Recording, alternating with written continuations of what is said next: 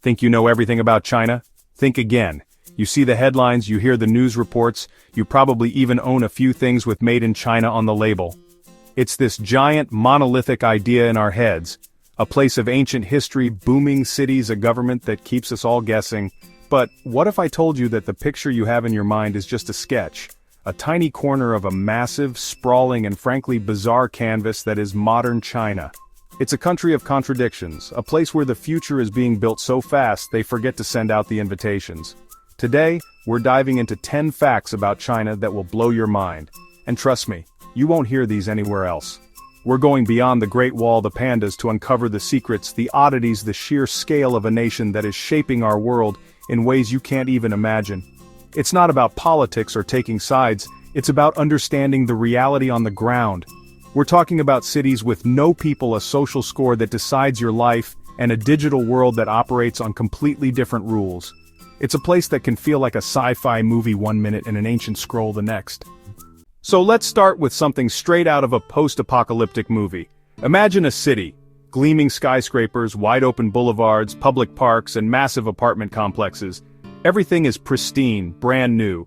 There's just one problem. There's nobody there. This isn't science fiction, these are China's ghost cities. And no, they're not haunted, unless you count the ghost of economic forecasting. These are brand new urban centers built from scratch, sometimes to house millions of people, but they remain eerily empty. You might be thinking, why? Why would anyone build a whole city and not have people move in? Well, it's complicated. It's a mix of a few things. Part of it is a uniquely Chinese form of economic stimulus. In the West, when the economy slows down, the government might give out checks. In China, they build a city. It creates jobs, it drives up GDP, it consumes steel and concrete. It's like playing Sim City with real money, and the cheat code for infinite cash is turned on. Another piece of the puzzle is investment. For many Chinese families, the stock market is seen as risky, and there are strict rules about moving money out of the country. So, what do you do with your life savings? You buy property, or two. Alright, now let's talk about something that feels a little more Black Mirror. Imagine if everything you did, from paying your bills on time to what you post online to how you cross the street, was tracked, scored, and put into a national database. A score that determines whether you can buy a plane ticket, whether you can get a loan, whether you can get your kids into a good school. Welcome to China's social credit system. It's not just an idea, it's being rolled out for over 1 billion people. So how does it work? Think of it like a financial credit score, but for your entire life. Good behavior can raise your score. Donating blood, doing volunteer work, praising the government online. Bad behavior? That's where it gets interesting. Jaywalking, often caught by facial recognition cameras, playing your music too loud on a train, failing to pay a court fine, posting fake news online. It's the gamification of being a good citizen. The consequences are real and immediate. Low score equals sign blacklist. Banned from buying plane tickets. Banned from buying high-speed train tickets. Your internet speed could be throttled. You might be prevented from getting certain jobs, especially government jobs, especially journalism jobs. Public shaming, your name and photo on billboards, social pressure on a massive technological scale. It's not a single unified system yet. It's a patchwork of pilot programs, others run by tech giants. Example, Alibaba's Ant Financial, Sesame Credit. You're on your phone all the time, right? You scroll through Instagram, you watch YouTube, hey, like this one. You catch up with friends on WhatsApp, you search on Google. Now imagine all of that disappears with the flick of a switch. No Google, no Facebook, no Twitter, no YouTube, no Instagram, no Wikipedia, no New York Times. That's the daily reality for hundreds of millions in China, the Great Firewall. Official name, Golden Shield Project. It's one of the most sophisticated internet censorship systems in the world. Not just blocking sites, a multi-layered beast. Blocks specific IP addresses, analyzes your data for sensitive keywords, can hijack your connection, and redirect you. Like a bouncer for the country's internet with a very long blacklist, remove global platforms, you get a new digital ecosystem. China, no Google, Baidu instead, no Twitter, Weibo instead, no WhatsApp, WeChat instead, chat, payments, apps in one. Big tech, but operating under strict government rules. Posts are monitored and politically sensitive content is scrubbed, often within minutes. Censors, human and AI, versus users using code words, memes, puns. The system learns fast, a real-time digital arms race. For many in China, this filtered internet is just the internet. Younger people may never have known Google or Facebook. Socializing, shopping, news, all inside a walled garden. Some use VPNs to climb the wall. Governments crack down. Reminder, the internet can connect the world, or create a separate, controlled reality. We often hear about the Industrial Revolution in Europe and America. Now imagine taking that entire process, cramming it into about 30 years, and scaling it up for a country of over 1 billion people. That is the story of China's urbanization, the largest and fastest human migration in history. It's a demographic shift so massive it's hard to even comprehend.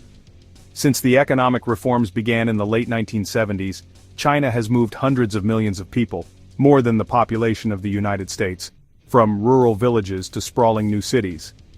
Think about that for a second.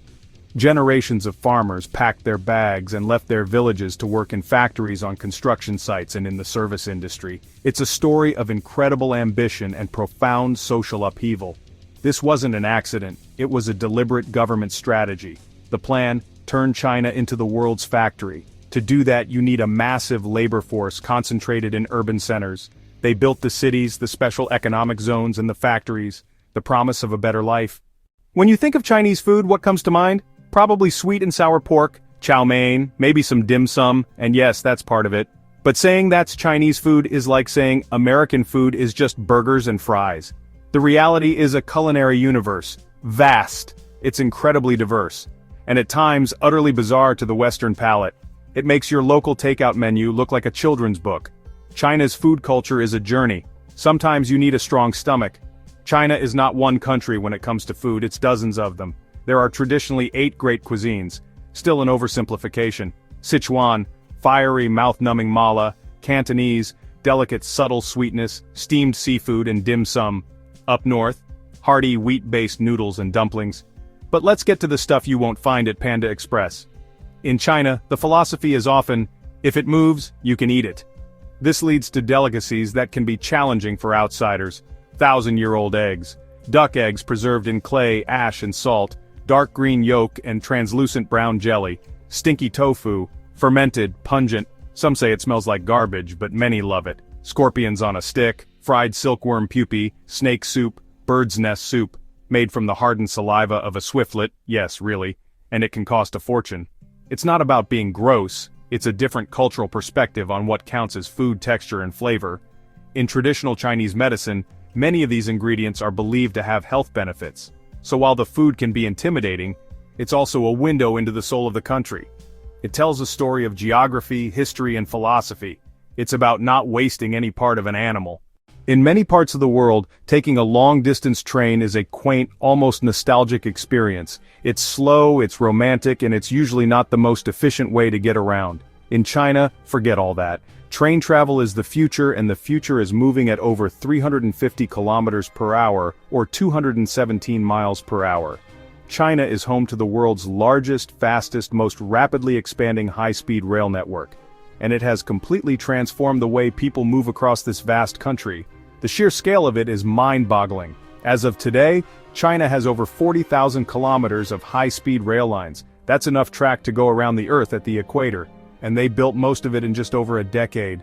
While other countries debate building a single high-speed line, China built an entire nationwide web connecting all its major cities. It's a monumental feat of engineering and political will. Taking one of these trains, known as Fuxing or Hexi models, is an experience in itself. Stations are like modern airports, massive, clean, efficient. Trains arrive and depart with split-second precision. Inside, quiet, smooth, incredibly comfortable. You can place a coin on its edge on a table and it will stay standing, even as the train barrels across the countryside at those speeds. This network has effectively shrunk the country. Beijing to Shanghai, over 1,300 kilometers, like New York to Chicago, used to take a full day on conventional trains. Now, about 4.5 hours. You can have breakfast in one megacity, attend a business meeting in another, and be home for dinner. It connects economic hubs. For over 35 years, from 1980 to 2015, China enforced one of the most radical social experiments, the one-child policy. The goal was simple: to curb runaway population growth. The government feared it would cripple economic development, and in that sense it worked. It's estimated the policy prevented around 400 million births. But curbing population growth is like damming a mighty river. You control the flow but create new consequences downstream. The most immediate and tragic consequence was a severe gender imbalance. In a culture that traditionally values sons over daughters, since sons carry on the family name and are expected to care for parents in old age, the policy led to a heartbreaking reality. Families went to extreme lengths to ensure their one child was a boy. This resulted in sex-selective abortions, female infanticide, creating what some call a lost generation of girls. Today, China is grappling with the fallout. There are tens of millions more men than women, an estimated 30 million bare branches, men who may never find a wife or have a family of their own. This has created immense social pressure, fueling a hyper-competitive dating market, human trafficking, and a rising bride price. Beyond the gender gap, another time bomb is ticking: an aging population. For decades, China enjoyed a demographic dividend, a large workforce with relatively few elderly to support. The one-child policy has flipped that pyramid. Now there's the 4-to-1 problem, a single adult child supporting their 2 parents and 4 grandparents. The social safety net isn't prepared for this. The policy ended in 2016, but its effects will ripple for generations. The government is offering subsidies and incentives to encourage more births. But it's a hard sell. Decades of the one-child norm. When was the last time you paid for something with cash? Maybe for a coffee, or at a farmer's market? In many parts of China, especially in the big cities, that question sounds ancient. People might go weeks, even months, without touching a physical banknote or coin. China hasn't just embraced e-commerce and mobile payments, it vaulted a generation ahead of the rest of the world. An almost completely cashless society runs on the humble QR code. In the West, we think of Amazon as the king of e-commerce, but Amazon's total sales are dwarfed by China's tech giants. AlibabaJD.com, the scale of online shopping is staggering. Singles Day, November 11th, Alibaba turned it into the world's biggest 24-hour shopping bonanza. In one day, they can sell more than Black Friday and Cyber Monday combined. It's a national event, a frenzy of consumption powered entirely by smartphones. But it's the payment system that's truly revolutionary. Forget credit cards. They never really took off in China. Instead, the country leapfrogged directly from cash to mobile payments. Alipay, Ant Group, WeChat Pay, Tencent. Using them is incredibly simple. You just scan a QR code with your phone's camera, enter a password, or use your fingerprint, and the transaction is done. It's seamless. It's fast. It is everywhere. You use it to pay for your subway ride, your groceries, your electricity bill, street food, from a tiny stall run by an elderly woman, QR codes at temples for donations. For decades, China's story was one of relentless, breakneck growth. Cities and factories expanded at lightning speed. To get rich is glorious, Deng Xiaoping famously said, and they did. But that glory came at a staggering environmental cost. The world's factory became the world's smokestack. Rapid industrialization, urbanization. It created a crisis the country is now trying to reverse. The most visible symbol of this crisis is air pollution. Cities like Beijing, Shanghai, where the sky is a permanent shade of gray. There were days when the air quality was so bad, literally off the charts, that it was like smoking multiple packs of cigarettes just by breathing. Schools were closed, flights were canceled, people were forced to stay indoors. It became a national health crisis and a source of deep public anger. But the problem goes far beyond the air. China also faces a critical water crisis. Many major rivers are polluted with industrial waste, lakes contaminated by agricultural runoff, water unsafe for drinking or even touching. At the same time, northern China is one of the most water-scarce regions in the world. To solve this, they built the South to North Water Diversion Project, one of the most ambitious engineering projects in history. A man-made river moving water thousands of kilometers. The government has finally declared a war on pollution. They realized environmental damage threatens economic stability and legitimacy, setting stricter emissions standards, investing unimaginable sums into renewable energy.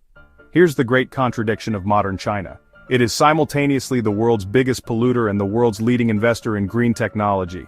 It burns more coal than the rest of the world combined. But it also leads the world in solar panel production, wind power, electric vehicles.